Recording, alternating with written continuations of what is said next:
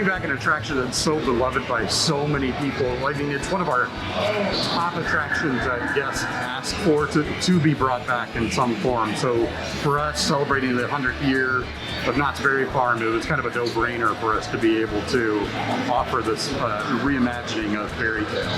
I think for those that have a love for fairy tales, that remember it as a child, I mean, I went on it only a handful of times as a kid, but I have such a memory of a couple things: the Chug-a-Chug machine and the smell of boysenberries in there. And thankfully, we took those memories and we brought them forward. It's all in there again, and it's so much fun to see it brought to life in a new and exciting way.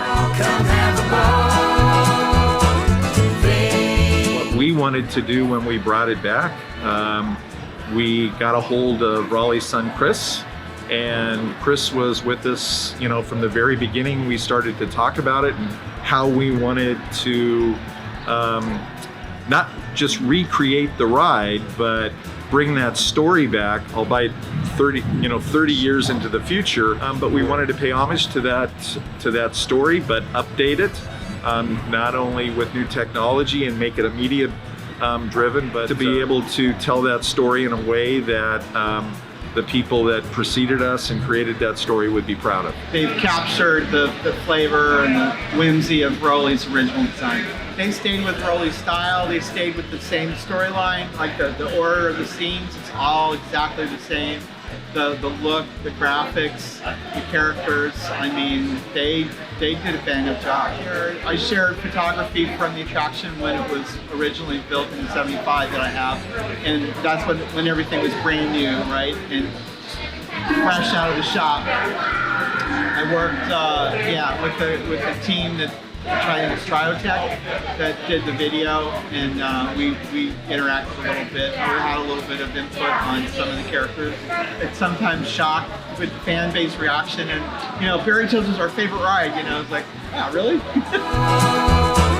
Things are very such an amazing setup with Iron Reef here, that taking that technology and really bringing it into reimagining, looking at the animation, looking at Rolly Crump's original artwork, and taking that and bringing it into a digital world was such a natural fit for us. And I think people are really going to have a good time being able to not only, you know, see those scenes again, but then interact with them. It's that old, you know, the classic story from before, and then just modernized with this gameplay that I think people are just going to fall in love with. The interesting thing I think about this attraction in particular is there's really two ways to experience it. You can experience it like a traditional dark ride and just enjoy the atmosphere and the scenery and take it all in, or you can experience it from a gameplay perspective and play the game that's in there, which is also very, very fun. Yeah, you don't have to play the game to have a good time, and especially the nostalgia for people who've ridden it before. The different thing we did here was we tried to take the elements of a traditional, the three-dimensional elements of a traditional dark ride and marry it to the media, so you kind of get this dimensional game experience. The main difference that you'll see from Iron Reef to Fairy Tales is the sense of story and place, and we've really fleshed out all of the scenes in there. They're not just screens that you're interacting with. We've got props and we've got scenic elements that really surround each of those scenes that make you feel like you're being drawn into Weird Woods and Thunder Cave and all of these great scenes from the past Fairy Tales experience, and then, like I said, brought into this new age. I think they'll like the characters. I think they'll kind of enjoy the whole experience. It's different, you know.